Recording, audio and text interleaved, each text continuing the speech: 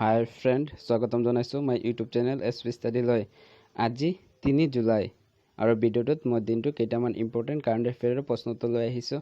আশা কৰোঁ ভিডিঅ'টো সকলোৱে ভাল পাব আৰু সকলোৰে বাবে সহায়ক হ'ব। আজিৰ ভিডিঅ'টো আৰম্ভ কৰাৰ আগতে যোৱাকালি অৰ্থাৎ 2 জুলাইৰ ভিডিঅ'টোৰ কুইক ৰিভিজন চাই লোৱা হওক। 1 নম্বৰ প্ৰশ্নটো হ'ল 2020 চনত হ'ব লগা চাব চেম্পিয়নশ্বিপ কিমান চনৰ বাবে স্থগিত ৰখা হৈছে? উত্তৰ হ'ব 1 বছৰৰ বাবে। 2 নম্বৰ প্ৰশ্ন, ৰাজস্থানৰ ক'ত আকাশৰ পৰা 2.78 কিলোগ্ৰাম ওজনৰ উল্কাপিণ্ড খহি পৰে? এনচাৰ চানচৰ। 3 নম্বৰ প্ৰশ্ন, কোন ৰাজ্য চৰকাৰে প্লেটিনাম প্ৰকল্প আৰম্ভ কৰিছে? উত্তৰ হ'ব মহাৰাষ্ট্ৰ। 4 নম্বৰ প্ৰশ্ন, কোন ৰাজ্য চৰকাৰে YSR জগন্নাথ আৱাস প্ৰকল্প আৰম্ভ কৰিছে? উত্তৰ অন্ধ্ৰ প্ৰদেশ। 5 নম্বৰ প্ৰশ্ন, কেন্দ্ৰীয় গৃহ মন্ত্ৰালয়ে নাগালেণ্ডক কিমান দিনৰ বাবে অশান্ত অঞ্চল বুলি ঘোষণা কৰিছে? উত্তৰ 6 মাহৰ বাবে।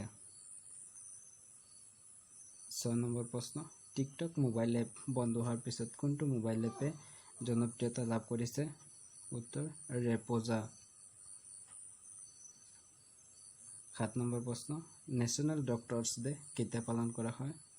1 জুলাই। 8 নম্বৰ প্ৰশ্ন, COVID-19 বাবে প্লাজমা বেংক ভাৰতত ক'ত খোলা হ'ব? উত্তৰ দিল্লী। 9 নম্বৰ প্ৰশ্ন, নাডা ইণ্ডিয়াৰ মোবাইল এপ কোনে মুকলি কৰে? উত্তৰ হ'ব অপশ্যন ক কিৰণ ৰিজিজু। 10 নম্বৰ প্ৰশ্ন, কোনে ইউৰোপ মহাদেশত পাকিস্তানৰ আন্তঃৰাষ্ট্ৰীয় বিমান সেৱা বৰ্খাস্ত কৰে? উত্তৰ EASA।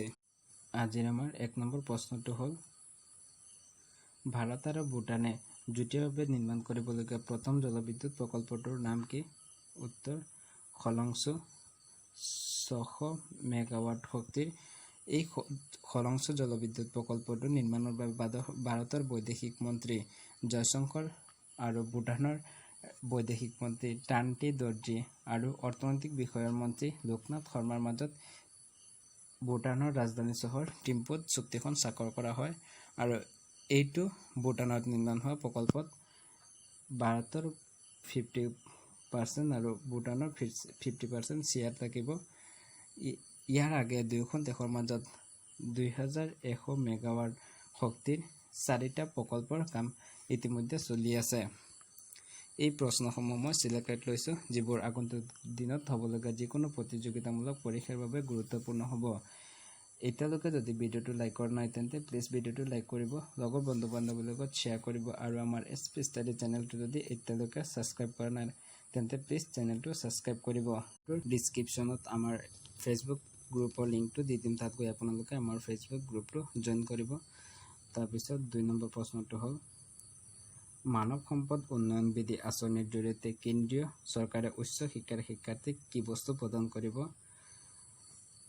ডিজিটেল শিক্ষাৰ উন্নয়নৰ বাবে ভাৰতৰ মানৱ সম্পদ উন্নয়ন মন্ত্ৰীয়ে 4 কোটি শিক্ষাৰ্থীক 60,000 কোটি টকা ব্যয় সাপেক্ষে 2025-26 চনৰ ভিতৰত কলেজ ইউনিভাৰ্চিটিত অধ্যয়নৰত 40% ছাত্ৰ ছাত্ৰীক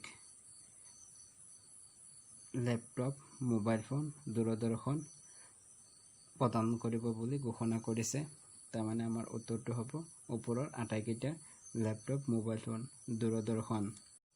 3 নম্বৰ প্ৰশ্ন, প্ৰধানমন্ত্ৰী ক্ষুদ্ৰ খাদ্য সংসাধন উদ্যোগ স্থাপনৰ বাবে আঁচনি।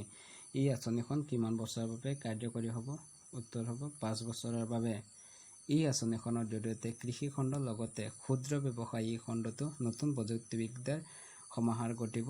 খাদ্য প্ৰস্তুত উদ্যোগ মন্ত্ৰী হৰচিমৰাট কৌৰ বাদলে জনোৱা মতে 5 বছৰৰ বাবে এই কাৰ্যক্ৰম কাৰ্যকৰী হ'ব আৰু প্ৰকল্পটোৰ নতুন 9 লাখ কৰ্মসংস্থাপন দিয়া হ'ব আৰু ইয়াত বিনিয়োগ কৰা হ'ব কেন্দ্ৰীয় চৰকাৰৰ 60% আৰু ৰাজ্য চৰকাৰৰ 40%। 4 নম্বৰ প্ৰশ্ন, পাকিস্তানী সেনাত নিযুক্তি লাভ কৰা প্ৰথম মহিলা লেফটেনেণ্ট জেনেৰেল গৰাকীৰ নাম কি? উত্তৰ হ'ব অপশ্যন ক নিগাৰ জহৰ খান।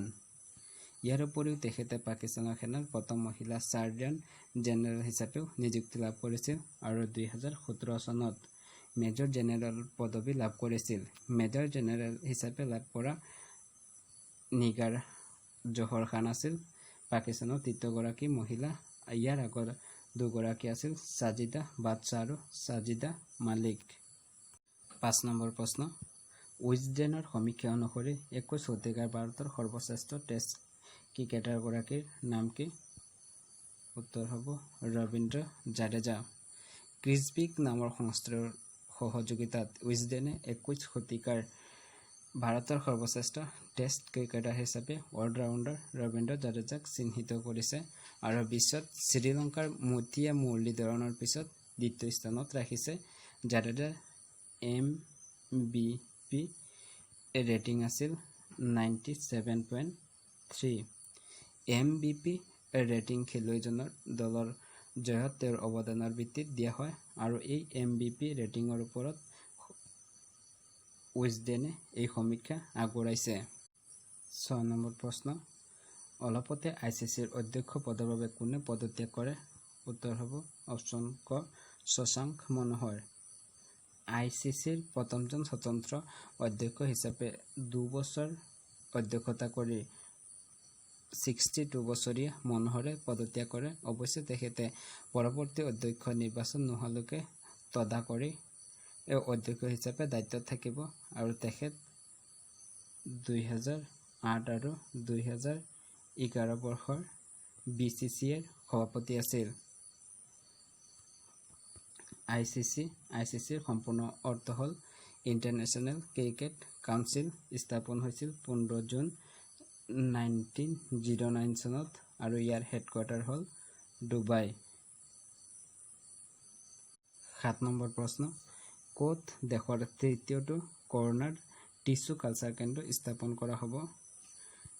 পুনে আৰু হায়দৰাবাদৰ পিছত অসমৰ ডিব্ৰুগড়ৰ লাহোৱালস্থিত RMRC পৰীক্ষাগাৰত টিছু কালচাৰ নিৰ্মাণ কৰা হ'ব আৰু ইতিমধ্যে অসম চৰকাৰে নতুন এটা ৱেবছাইট মুকলি কৰিছে যাৰ নাম হ'ল covid.assam.in, যাৰ জৰিয়তে কৰোনা ভাইৰাছৰ বাবে নমুনা দিয়া ব্যক্তিসকলে 15 মিনিটৰ পৰা 1.5 ঘণ্টাৰ ভিতৰত ফলাফল লাভ কৰিব পাৰিব।